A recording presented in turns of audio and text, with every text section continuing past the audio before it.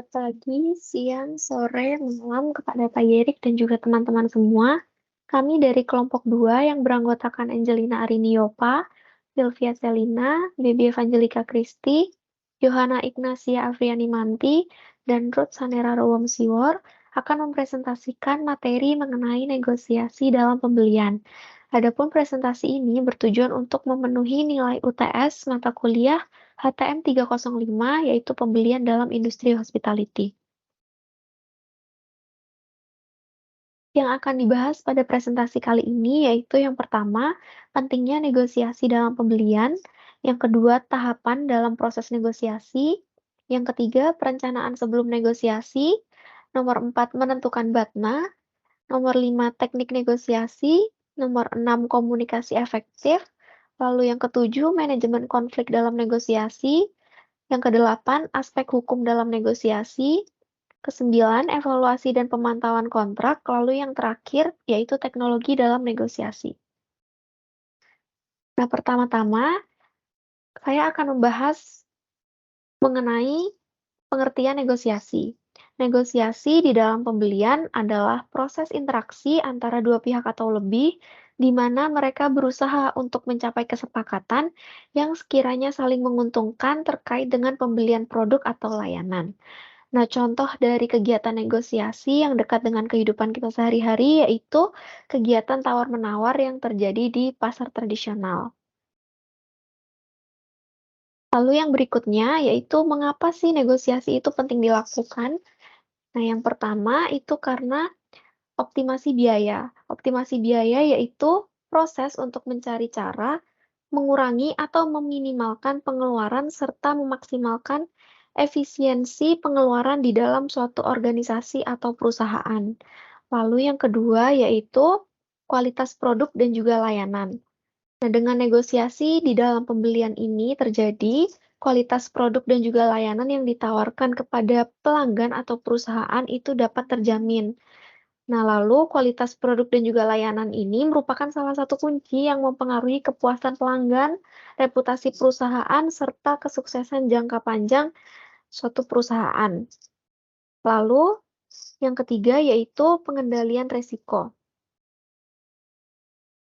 Pengendalian resiko ini adalah tindakan yang diambil oleh perusahaan untuk mengurangi kemungkinan resiko yang akan terjadi, yaitu meminimalkan kemungkinan terjadinya kesalahan, kerugian finansial, atau masalah-masalah lainnya yang dapat muncul selama proses pembelian itu terjadi. Lalu yang keempat yaitu pengembangan kemitraan. Pengembangan kemitraan ini yaitu usaha untuk membangun hubungan yang kuat, saling menguntungkan, dan juga hubungan yang dapat berkelanjutan antara pihak yang melakukan negosiasi. Nah, dengan mengembangkan kemitraan selama proses negosiasi ini, diharapkan dapat menciptakan hubungan kerjasama yang dapat berkelanjutan di masa yang akan mendatang. Yang berikutnya yaitu penyesuaian terhadap perubahan pasar, yaitu kemampuan pihak yang melakukan negosiasi untuk menanggapi perubahan yang terjadi di pasar yang dapat mempengaruhi proses dan juga hasil dari negosiasi. Nah, penyesuaian terhadap perubahan pasar ini untuk memastikan bahwa kesepakatan yang dicapai itu tetap relevan, menguntungkan, dan juga sesuai dengan kondisi pasar. Yang berikutnya yaitu efisiensi operasional. Efisiensi operasional adalah usaha untuk menjalankan proses pembelian dengan cara yang paling efisien dan efektif. Maksudnya adalah untuk memastikan bahwa setiap tahap negosiasi, mulai dari identifikasi kebutuhan hingga penyelesaian kesepakatan itu dapat berjalan dengan lancar, menghemat waktu, dan juga mengoptimalkan sumber daya yang tersedia. Lalu yang terakhir yaitu keunggulan bersaing. Keunggulan bersaing adalah usaha untuk menciptakan keunggulan atau posisi yang lebih kuat bagi pihak yang melakukan negosiasi dalam rangka mencapai kesepakatan yang menguntungkan. Maksudnya adalah untuk meningkatkan peluang sukses dalam negosiasi, memaksimalkan nilai kesepakatan, dan juga mengurangi resiko atau ketidakpastian. Lalu yang berikutnya yaitu terdapat tahapan-tahapan selama proses negosiasi ini berlangsung. Terdapat 7 tahapan. Nah, yang pertama yaitu persiapan atau preparation. Persiapan ini terdiri dari 4 hal, yaitu Identifikasi tujuan. Nah, identifikasi tujuan ini menentukan apa yang ingin dicapai melalui proses negosiasi ini. Lalu yang kedua yaitu penyusunan strategi, di mana di penyusunan strategi ini mengembangkan rencana dan juga strategi yang sekiranya akan digunakan dalam proses negosiasi. Lalu yang ketiga yaitu kumpulan informasi, di mana kita mengumpulkan informasi tentang pihak lainnya, kondisi pasar itu bagaimana, dan juga kualitas produk atau pelayanannya bagaimana, dan isu-isu yang relevan. Lalu yang keempat itu ada penetapan tim. Penetapan tim ini berguna untuk menentukan siapa saja yang akan terlibat di dalam proses negosiasi dan juga membagi peran masing-masing anggota tim. Lalu tahapan yang kedua yaitu pembukaan atau opening.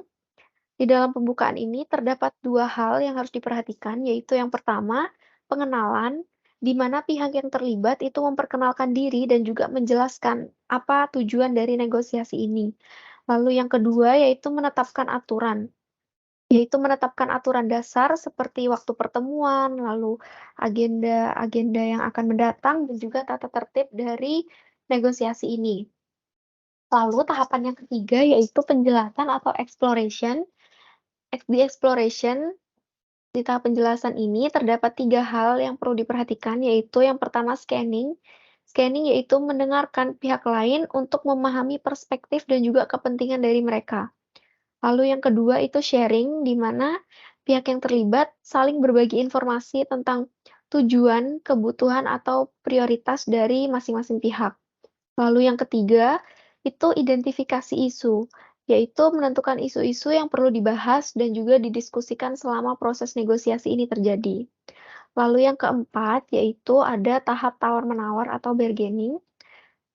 Yang pertama, yaitu tawar-menawar sendiri, di mana pihak yang terlibat itu saling menukar tawaran untuk mencapai kesepakatan final dan kesepakatan yang saling menguntungkan.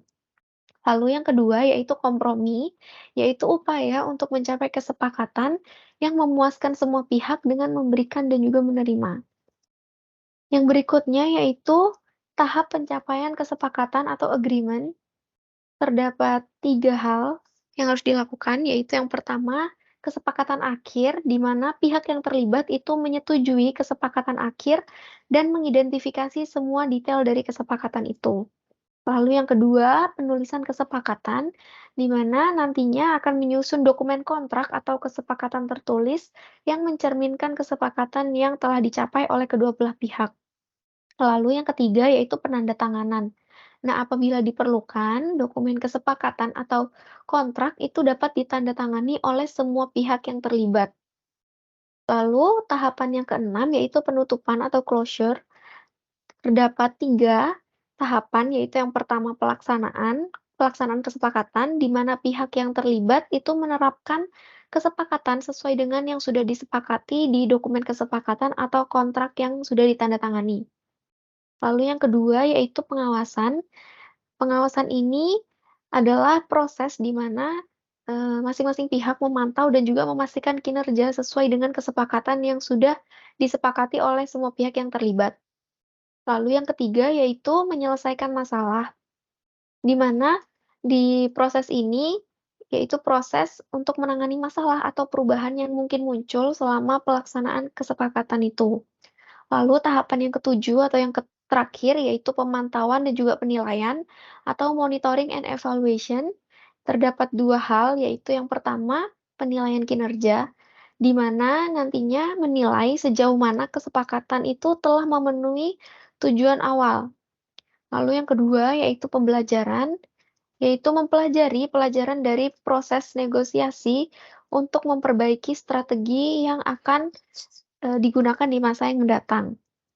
Poin berikutnya yaitu perencanaan sebelum melakukan negosiasi. Ini merupakan tahapan yang paling awal dan paling dasar dalam persiapan negosiasi. Mengapa hal ini diperlukan? Perencanaan sebelum negosiasi ini dilakukan agar nantinya hasil yang diperoleh tidak melenceng dari target yang telah ditentukan di awal. Nah, Adapun langkah-langkah dalam perencanaan sebelum negosiasi. Yang pertama, menetapkan target. Dalam perencanaan sebelum negosiasi, penting bagi negosiator untuk menetapkan tujuan atau target yang ingin dicapai melalui negosiasi. Negosiator perlu memprioritaskan hal yang ingin dicapai terlebih dahulu. Lalu yang kedua, mengumpulkan informasi dan data. Dengan mempelajari tentang pihak yang akan diajak bernegosiasi, maka negosiator dapat menganalisis kekuatan, kelemahan, juga peluang, bahkan ancaman yang berkaitan dengan situasi negosiasi. Lalu yang ketiga, mengatur strategi. Sebagai negosiator, perlu untuk merencanakan strategi umum yang akan digunakan dalam negosiasi. Misalnya, dengan pendekatan kolaboratif atau pendekatan kompetitif. Lalu yang keempat, meninjau risiko dan potensi. Dalam bernegosiasi pun, negosiator perlu untuk mengidentifikasi strategi agar mengurangi potensi risiko dan juga konsekuensi yang terkait.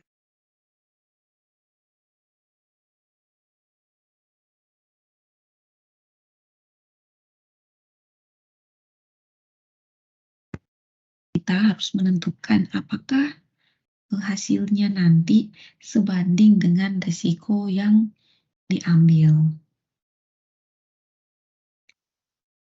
Lalu next point, menentukan best alternative to a negotiated agreement atau BATNA. Best alternative to a negotiated agreement merupakan istilah yang dipakai dalam negosiasi sebagai alternatif-alternatif agar negosiasi mencapai kata sepakat, namun kita tidak rugi. Nah, BATNA adalah pilihan alternatif yang standar bagi para negosiator jika pihak lawan tidak menerima tawaran dalam proses negosiasi. BATNA juga sebagai alat untuk memprediksi BATNA pihak lawan, sehingga jika memungkinkan, negosiator dapat membuka kembali negosiasi dengan tawaran-tawaran lain.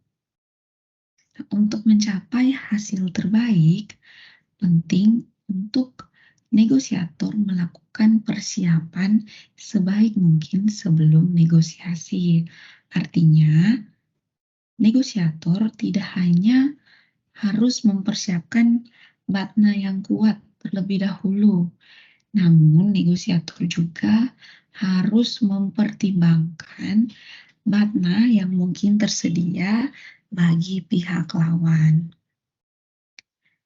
Sekian penjelasan mengenai perencanaan sebelum negosiasi dan juga penentuan best alternative to a negotiated agreement atau BATNA. Baik, selanjutnya kita akan membahas terkait teknik negosiasi yang efektif dalam pembelian. Terbagi menjadi beberapa poin. Yang pertama itu berkaitan dengan pemukulan harga. Pemukulan harga ini bagaimana menciptakan persaingan antara beberapa penjual untuk mendapatkan harga terendah atau kesepakatan terbaik.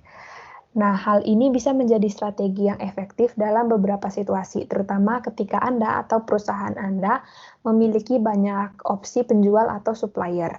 Namun, pastikan untuk menggunakan teknik ini dengan bijaksana dan selalu berfokus pada pencapaian kesepakatan yang menguntungkan bagi semua pihak yang terlibat. Kemudian yang kedua, pertanyaan terbuka. Jadi, pertanyaan terbuka ini dirancang untuk mendapatkan informasi yang lebih rinci dan panjang. Bisa dimulai dengan pertanyaan apa, bagaimana, mengapa, dan sebagainya. Sehingga dari pertanyaan tersebut kita akan mendapatkan lebih banyak pengetahuan. Kemudian yang ketiga, kompromi. Kompromi ini merujuk pada kesediaan pihak-pihak yang terlibat untuk mengambil langkah-langkah tengah atau mencapai kesepakatan yang memuaskan kedua belah pihak dengan mengorbankan beberapa aspek dari posisi awal mereka. Kompromi ini adalah cara untuk menyeimbangkan kebutuhan dan keinginan yang berbeda dalam proses negosiasi. Kemudian yang keempat, negosiasi bertahap. Proses negosiasi dibagi menjadi serangkaian langkah atau tahapan yang tersusun secara sistematis. Pendekatan ini membantu pengelola dan membantu proses negosiasi dengan lebih terstruktur. Dengan begitu dapat membantu kita dalam mengelola proses negosiasi dengan lebih baik dan meningkatkan peluang untuk mencapai kesepakatan yang memuaskan kedua belah pihak.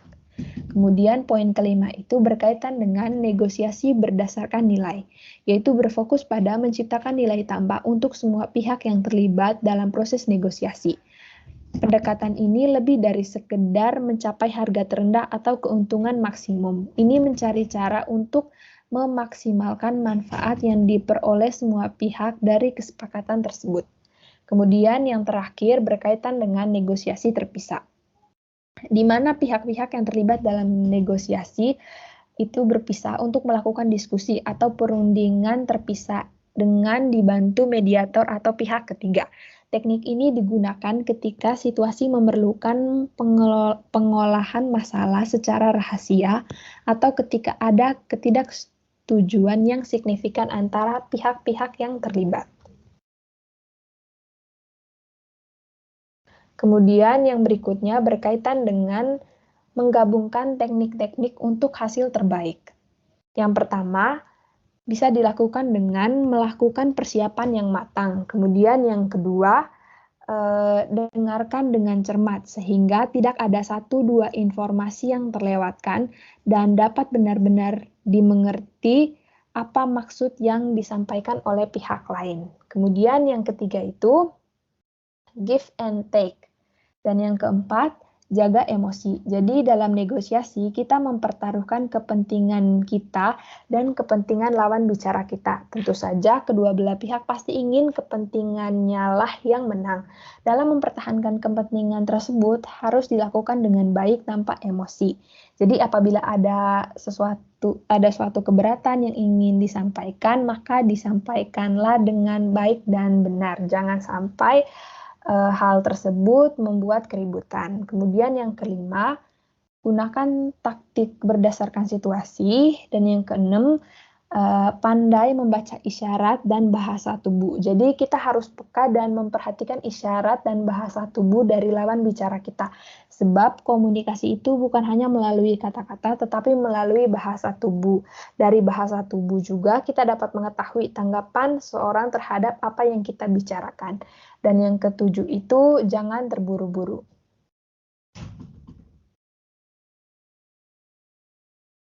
Kemudian berikutnya berkaitan dengan pentingnya komunikasi yang efektif selama negosiasi. Jadi, komunikasi merupakan kegiatan yang sangat penting dalam negosiasi. Hasil penelitian mengungkapkan bahwa komunikasi menyimpulkan sekitar 75% sampai 90% waktu kerja digunakan untuk berkomunikasi. Jadi, jika dua orang atau lebih bekerja sama, maka perlu adanya komunikasi antara mereka.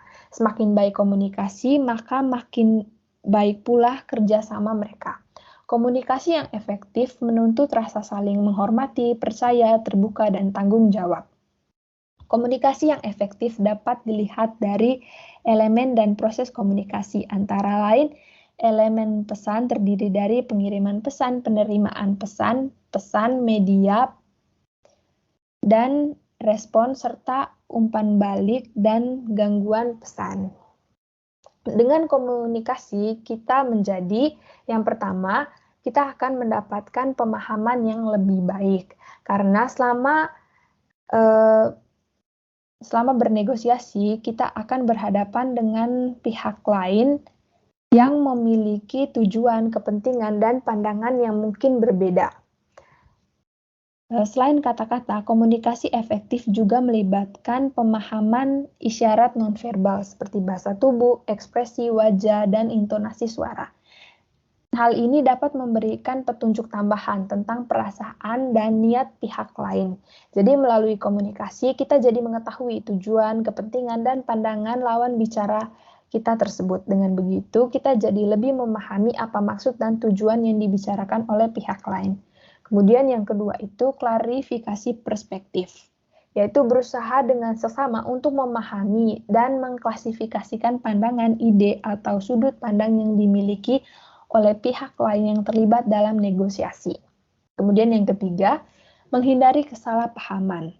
Menghindari atau mengatasi kesalahpahaman. Jadi kadang-kadang apa yang dikatakan oleh satu pihak dapat diinterpretasikan dengan cara yang berbeda oleh pihak lain. Jadi perlu adanya komunikasi yang efektif agar maksud dan tujuan yang hendak disampaikan dapat disampaikan dengan baik tanpa kesalahpahaman. Hal ini bisa dilakukan dengan menggunakan kata-kata yang jelas dan teknik komunikasi yang baik. Kemudian yang keempat, peningkatan kepuasan.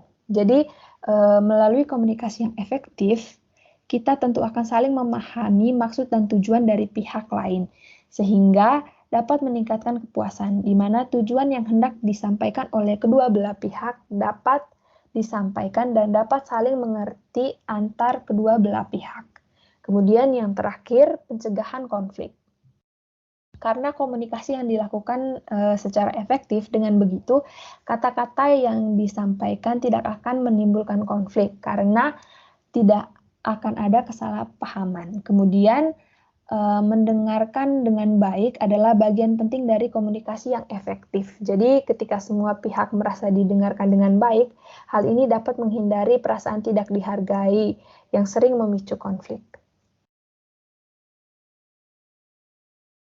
Kemudian berikutnya berkaitan dengan menghindari kesalahpahaman dan konflik selama negosiasi.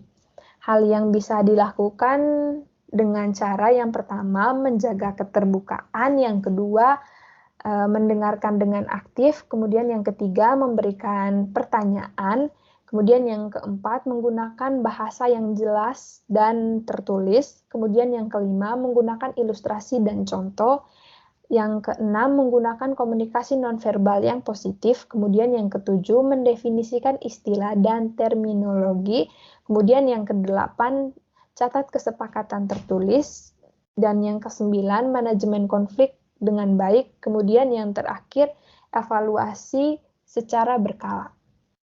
Baik, selanjutnya di sini saya akan menjelaskan mengenai manajemen konflik.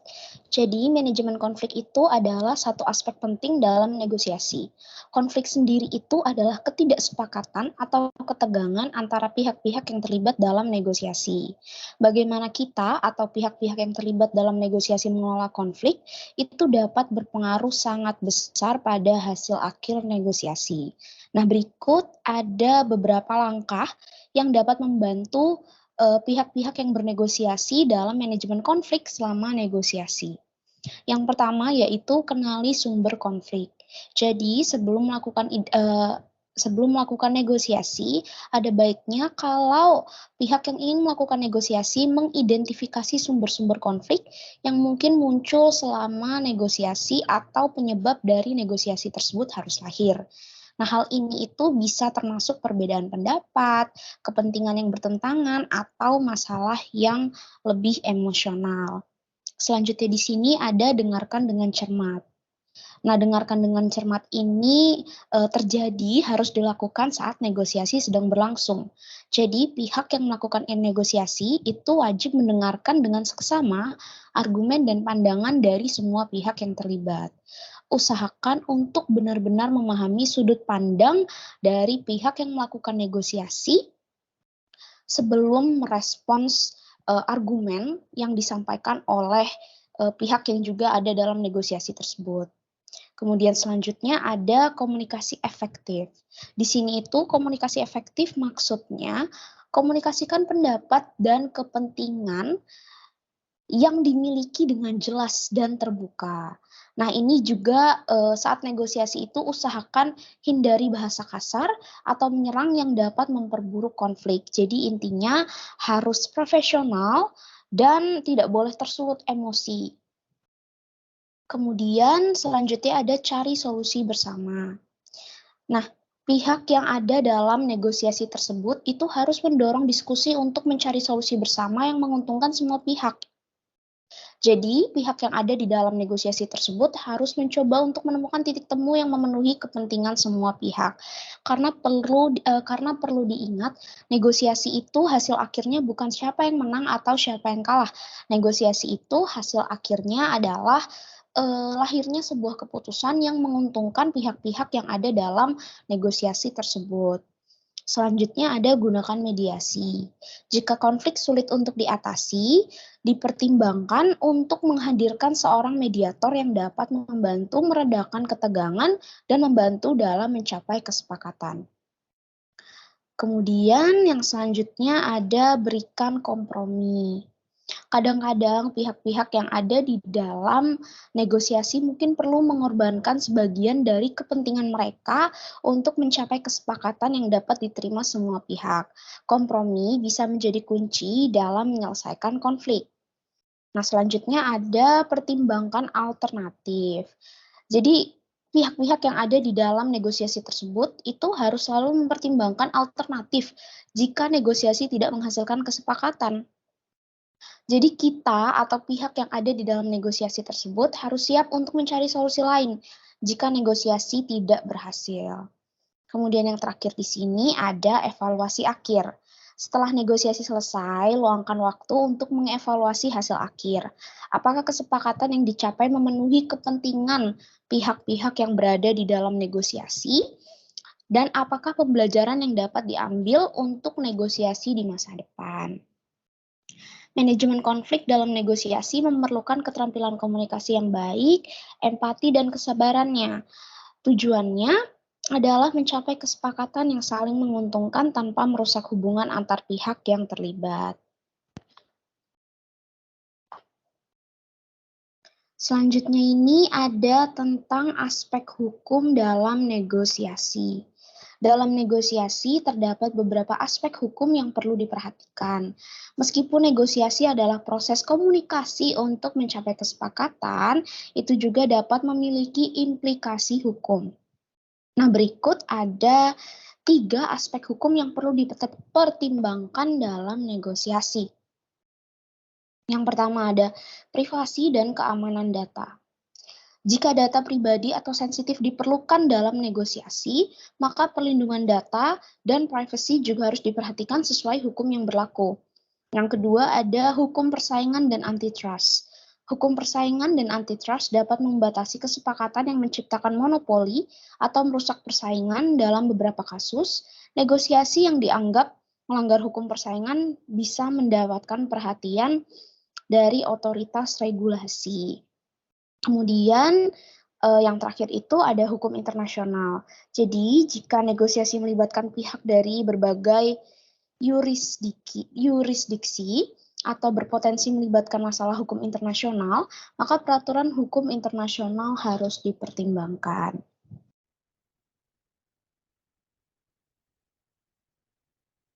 Baik, saya akan melanjutkan untuk penjelasan di poin 9 dan juga poin nomor 10. Saya langsung saja, untuk saya izin share screen.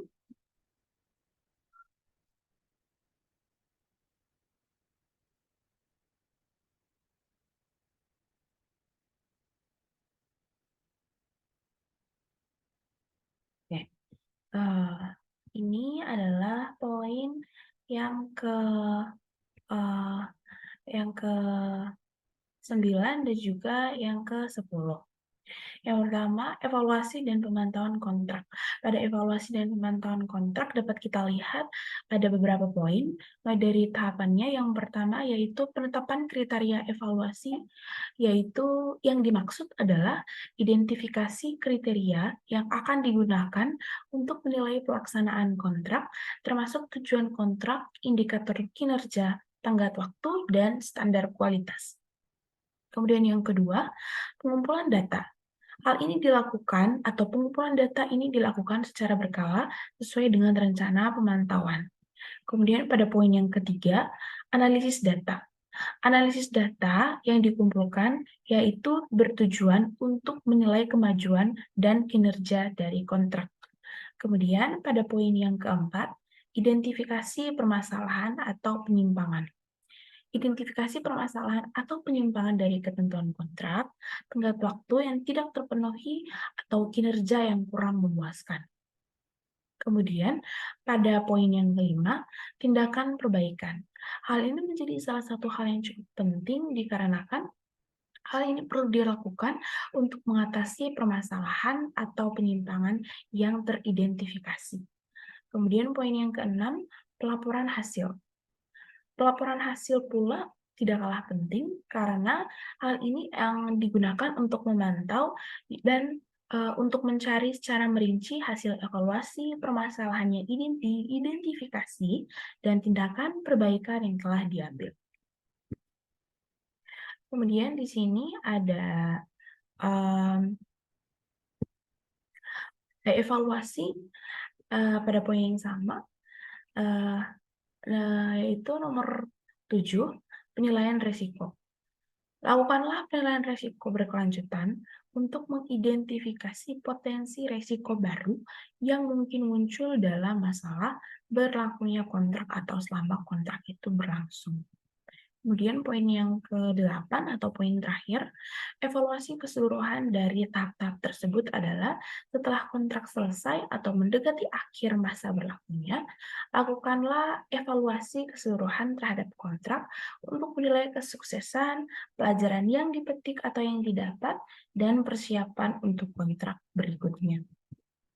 Ada sedikit kesimpulan yang diambil, yaitu hal-hal yang sudah disebut tadi itu akan membantu dalam menjaga kualitas kepatuhan kontrak, serta memungkinkan perbaikan yang diperlukan selama pelaksanaan kontrak. Evaluasi dan pemantauan kontrak yang efektif membantu mengoptimalkan nilai dari kesepakatan kontrak dan mengurangi risiko potensial. Kita next ke nomor 10. Teknologi dalam negosiasi.